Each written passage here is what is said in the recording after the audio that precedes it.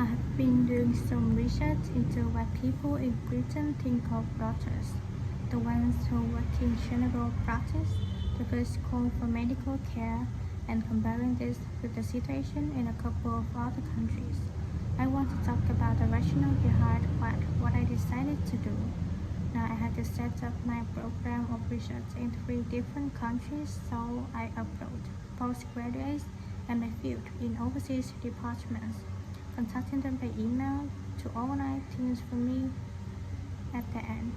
I thought I would have trouble recruiting help, but in fact everyone was very willing, and sometimes their tutors got involved too.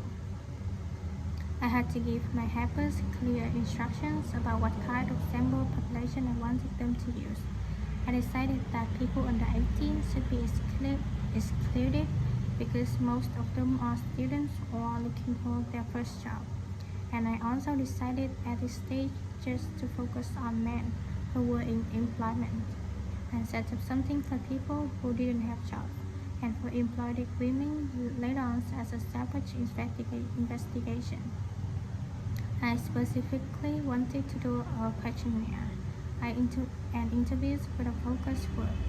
With the questionnaire, rather than limiting it to one specific point, I wanted to include as much variety as possible. I know questionnaires are a very controlled way to do things, but I thought I could do targeted interviews later on to counteract the effects of this. And the focus group may also prove useful in future. By targeting subjects I can easily return to, as the participants tend to be more involved. So I'm just collating the results now.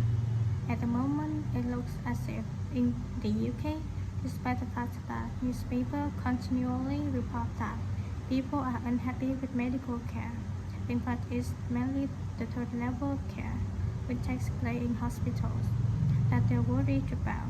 Government reforms have been proposed at all levels, and although the success is not guaranteed, long-term hospital care is in fact probably less often easy than the media would have us believe. However, I've still got quite a bit of data to look at. Certainly, I will need to do more far-reaching research than I had anticipated in order to establish if people want extra medical staff invested in the community or if they want care to revert to fewer but larger key medical units. The solution may well be something that can be easily implemented by those responsible in local government, with central government support of course. This first day has proved very valuable though. I was surprised by how willing most of the subjects were to get involved in the project. I had expected some unwillingness to answer questions honestly, but I was taken aback and rather concerned that something I thought I was set up very well didn't necessarily seem that way to everyone in my own department.